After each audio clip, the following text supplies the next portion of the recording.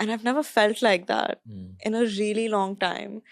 And sometimes I almost look for reason to feel like that because it's a weird kind of comfort to have something to fixate on. Like, okay, I have this to like. Fixate मतलब to focus all your attention on something or on someone. Fixit का मतलब है किसी चीज या व्यक्ति पर पूरी तरह ध्यान केंद्रित करना। मतलब कि जब हम किसी एक चीज के बारे में बहुत ज्यादा सोचने लगते हैं और बाकी सब कुछ भूल जाते हैं तो उसे हम बोलते हैं फिक्सेट, मतलब उस पर हम फिक्स हो गए, एक तरह से कह सकते हैं। चलिए इसको एग्जाम्पल से समझते हैं। Don't Fixit on past mistakes, learn from them and move on. मतलब पिछली गलतियों पर मतलब ज़्यादा ध्यान मत दो, पिछली गलतियों पर उस पर फिक्स मत हो जाओ, बल्कि उनसे सीखो और आगे बढ़ो। यहाँ पे वो बता रहा है कि जो पिछली जो मिस्टेक आपने की है आप उसी के बारे में सोचते मत रहो, उसी पे अटक मत जाओ, फिक्सेट मत हो जाओ, उनसे सीखो और आगे बढ़ो। दूसरा एग्जाम्पल है they fixate on their phones even during family dinners. मतलब वो डिनर के टाइम, फैमिली डिनर के टाइम, पारिवारिक जो रात्रि भोजन होता है उसके दौरान भी अपने फोन पर ध्यान केंद्रित करते थे, मतलब अपना फोन यूज करते रहते थे। ठीक है। I love people. Okay. I think people and like humans, they're a walking, talking encyclopedia of their own experiences, and you know, they've their own film. They're the protagonist of their own movie, of their own book, of their own. Protagonist मतलब the main character in a story, play और movie. Protagonist का मतलब है किसी कहानी, नाटक या film का जो मुख्य पात्र होता है, यह वह व्यक्ति होता है जिसके इर्द गिर्द पूरी कहानी घूमती है, उसे हम बोलते हैं प्रोटैगनिस्ट। एग्जाम्पल है the protagonist journey is both inspiring and heartbreaking. मुख्य पात्र की यात्रा प्रेरणादायक है और दिल तोड़ने वाली दोनों होती है। जो मुख्य पात्र होता है स्टोरी का, किसी जर्नी का, वो हमें इंस्पायर भी करता है, प्रेरणा भी देता है और हमारा दिल तोड़ने वाला भी होता है। दूसरा एग्जाम्पल है she is the protagonist of her own life. वह अपनी जीवन की कहानी की मुख्य पात्र खुद ही है। I didn't know they were liking anything about me as a brand because I've been told so many times before to think about this term, me as a brand. And I just can't get myself to think like that. And I've been told it's one of my shortcomings as someone in this profession. Shortcomings बहुत ही ज़्यादा use होने वाला word है, आप बहुत जगह इसको use कर सकते हैं और बहुत ही ईजी है। शॉर्टकमिंग्स का मतलब है वीकनेसेस और फॉल्ट्स दैट समवन और समथिंग हैज। इसका मतलब है कमजोरियां या दोष जो किसी व्यक्ति या वस्तु में होती है। यह उन क्षेत्रों को दर्शाता है जहां सुधार की आवश्यकता होती है, तो उसे हम बोलते हैं शॉर्टकमिंग्स, मतलब किसी के दोष या कमजोरी जिसको सुधारने की आवश्यकता हो। चलिए एग्जाम्पल देखते हैं। Everyone has their own shortcomings. सच बात है, हर किसी की अपनी कमजोरियां होती हैं, इसका मतलब ये है एवरीवन हैज देयर शॉर्टकमिंग्स। दूसरा एग्जाम्पल है she works hard to overcome her shortcomings. वह अपनी कमजोरियों को दूर करने के लिए कड़ी मेहनत करती है। ओवरकम करने के लिए, जो उसकी कमियां हैं उसको दूर करने के लिए, ओवरकम करने के लिए, किसी चीज से पार पाने को बोलते हैं ओवरकम, दूर करने को। तो यहाँ पे है she works hard to overcome her shortcomings. Yes, I think that's what's happened. The pandemic has like sped up this process of like realigning your priorities a bit. Realigning या रीअलाइनिंग वीडियो में बोला है, यहाँ पे clip में, इसीलिए मैंने realigning लिखा है, तो रीअलाइन है।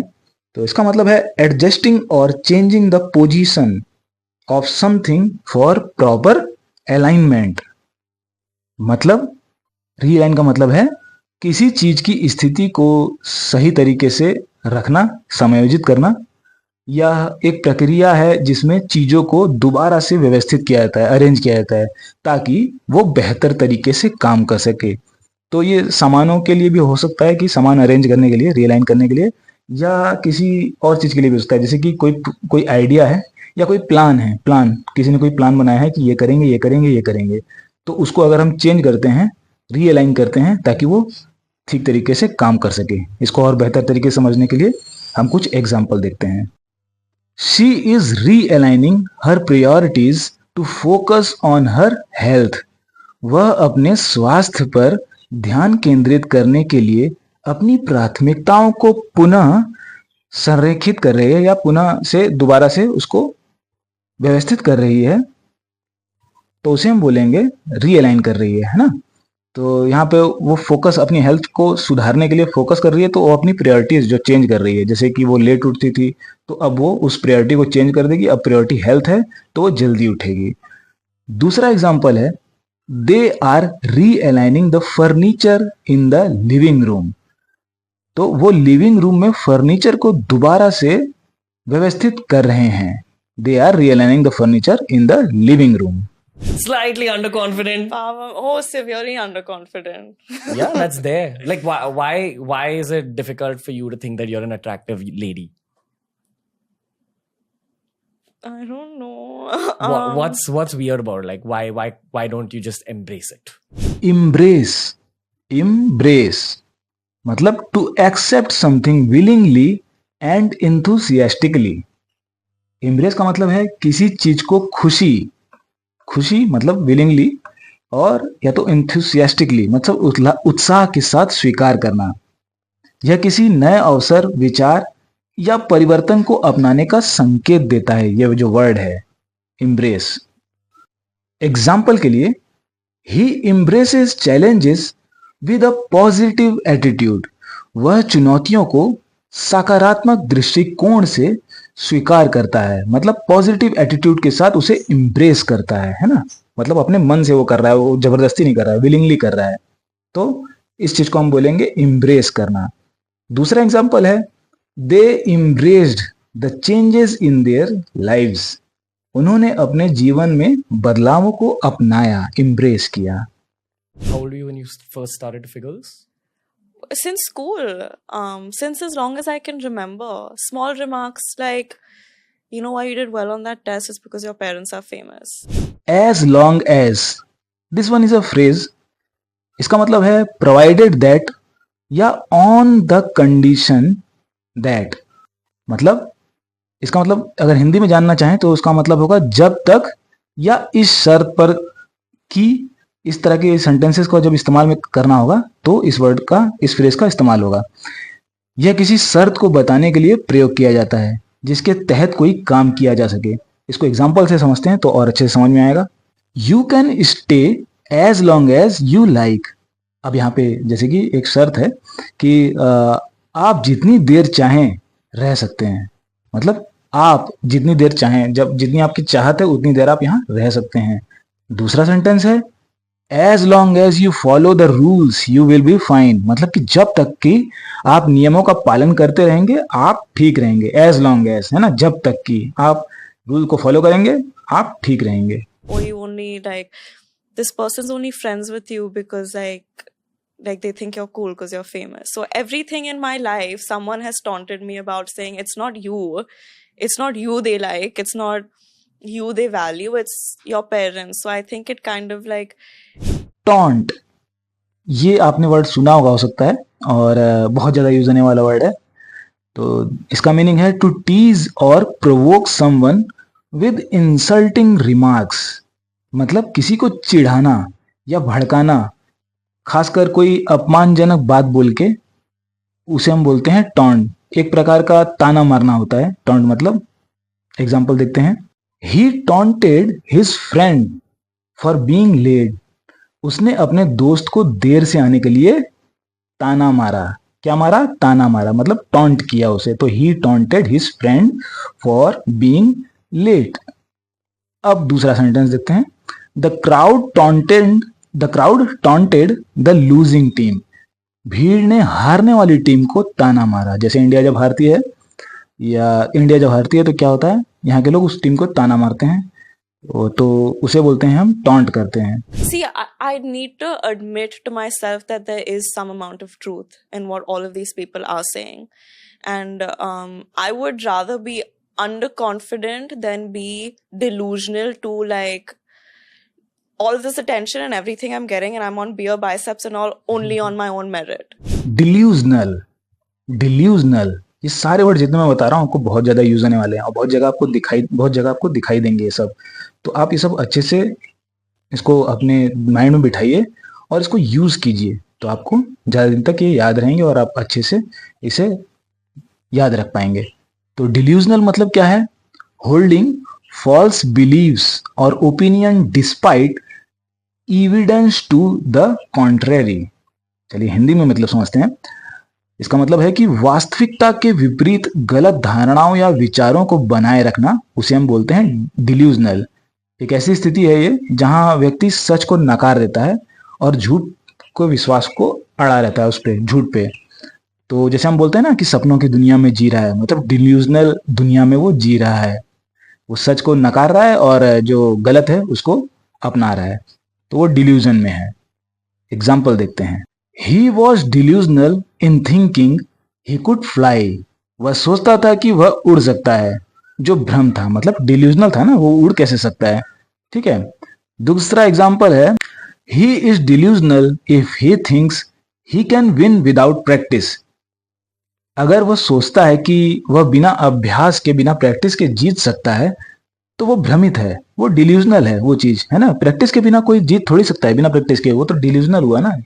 इस तरह का thought. Things like respecting people's time, different cultures. Um, and I think that emotional intelligence that comes with understanding the sensitivity of an artist in artistic environment is so priceless. And we at home are so consumed by our love for films. Priceless, again बहुत ही ज्यादा use होने वाला word और बहुत जगह आप इसको use कर सकते हैं। तो प्राइसलेस मतलब है क्या? So valuable that it cannot be measured in terms of money। मतलब इतनी मूल्यवान चीज जो पैसों में भी नहीं तोली जा सकती, या किसी ऐसी वस्तु, अनुभव या भावना को दर्शाता है जिसका मूल्य अनमोल होता है। जैसे your mother love is priceless, मतलब कि जो माँ का प्यार है वो प्राइसलेस, उसका कोई मोल नहीं है ना। इस तरह से आप इसको यूज कर सकते हैं। एग्जाम्पल देखते हैं। The look on her face was priceless. उसके चेहरे पर जो भाव था वह अनमोल था, है ना। किसी मतलब आपने किसी को कुछ सरप्राइज दिया, आपने अपनी गर्लफ्रेंड या बहन या माँ किसी को भी सरप्राइज दिया, और उसका जो एक लुक आया उसके फेस पे, तो वो आपको लगा कि वो बहुत अनमोल, उसको खरीदा नहीं जा सकता, आपको बहुत खुशी हुई देख के, तो वो जो एक्सप्रेशन है, वो जो फेस है उसका, वो प्राइसलेस है। तो दूसरा सेंटेंस है, friendship is priceless and can not be bought. दोस्ती अनमोल है और इसे खरीदा नहीं जा सकता। सच बात है, friendship is priceless, that's truth. Do you not like watching films? I don't know, man. I do have ADHD, like as in I've been diagnosed with it, and it's a little difficult for me to watch a film unless it's like really like intriguing me. Intriguing मतलब arousing one's curiosity और interest, या fascinating Hindi में जानते हैं। मतलब इसका मतलब है किसी की जिज्ञासा या रुचि को जगाना, रोचक। मतलब ये एक ऐसी चीज को दर्शाता है जो हमारे ध्यान को आकर्षित करती है, हमें और अधिक जानने के लिए इच्छा जिसकी होती है, तो हम उसे बोलेंगे ये बहुत ही ज्यादा इंट्रिगिंग है। कोई स्टोरी है, उसको अब आपको सुनने में और ज्यादा रुचि आ रही है पूरे स्टोरी सुनने में, तो वो स्टोरी क्या है? बहुत ही इंट्रिगिंग है। तो एग्जाम्पल देखते हैं और अच्छे से समझ में आएगा। The plot of movie was intriguing, मतलब फिल्म की कहानी बहुत रोचक थी।